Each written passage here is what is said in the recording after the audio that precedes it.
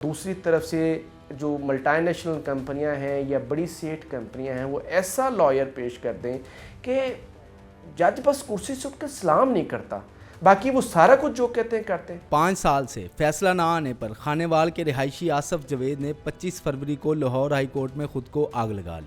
28 फरवरी को अस्पताल में आसफ जवेद की मौत हो गई। लेबर जो राइट्स हैं वो उनको कर्टेल करने के लिए इन्होंने जाली बंदे यानी कि अंदर घुसाने की कोशिश की, जिससे उधर कोई लड़ाई झगड़े का माहौल पैदा हुआ। वहाँ पे पुलिस आ गई।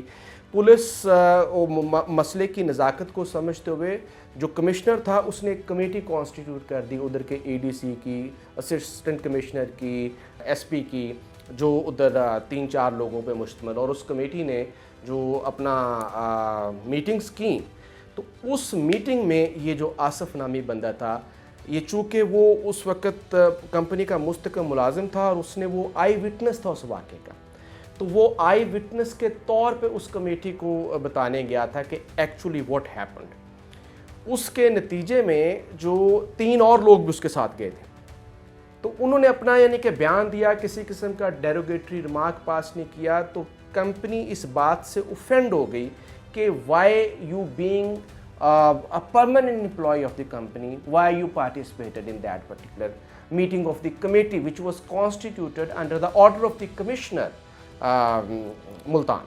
नेस्ले कंपनी ने 2016 में आसफ जवेद को मुलाजमत से बरतरफ किया था। 2019 में लेबर कोर्ट ने आसफ जवेद की बरतरफी का फैसला कल अदम करार दे दिया। कंपनी ने लेबर कोर्ट का फैसला NIRC में चैलेंज किया।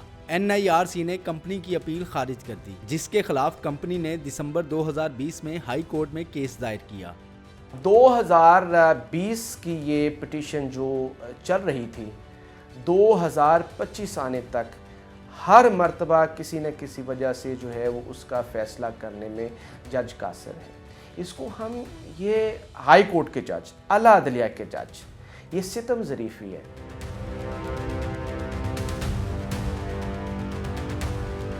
जहाँ पे बड़े वकला आते हैं, बड़ी कम्युनिटी आती है, या आप भी कहें कि किसी भी महकमे के बड़े मगरमच्छ आते हैं, तो पाकिस्तान में इंसाफ थोड़ा डगमगा जाता है। यहाँ एक एलीट कल्चर तो सामने देखा जाता है कि बहस करने वाला कौन है, और जजेस भी फिर उस तरह ही इंसाफ को तोलते हैं।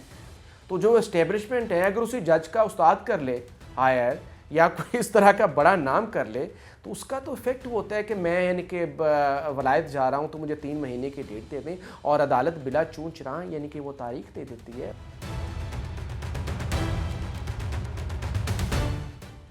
कम अज़ कम जो है वो 3 से 4 साल का अरसा जो सबसे बुनियादी फोरम है उस पे लग जाता है। अब उसके बाद यानी कि जो है वो हाई कोर्ट है, और अगर कंपनी के ख़िलाफ़ फैसला है तो वो तो हर सूरत में सुप्रीम कोर्ट तक जाती है। 10 साल, 11 साल, 9 साल, 15 साल की तो मैं सैकड़ों केसेस का आई विटनेस हूँ कि जो मज़दूर के ख़िलाफ़ वो एंड तक कंपनी जाती है। वो 10 लाख, 15 लाख, 20 लाख रुपया भी लगा सकते हैं, लेकिन 80,000 रुपये जो मज़दूर का बनता है वो नहीं देंगे। वो उसके पीछे वो फ़िलॉसफी समझते हैं कि एक मज़दूर को अगर दे दिया तो ये सारे मज़दूर खड़े हो जाएंगे। जुडिशल सिस्टम में मज़दूर के लिए जो ख़राबी है वो एब्यूज़ ऑफ प्रोसेस है। ये कानून साजी सरे दस्त हो जानी चाहिए कि बेशक आसमान गिर जाए, मज़दूर की ग्रीवेंस पिटीशन 30 दिन के अंदर हल होनी चाहिए, मज़दूर की अपील 30 दिन के अंदर हल होनी चाहिए, और हाई कोर्ट में जो अगर मैटर आ जाए या सुप्रीम कोर्ट में तो वो 2 महीने से ऊपर नहीं जाना चाहिए।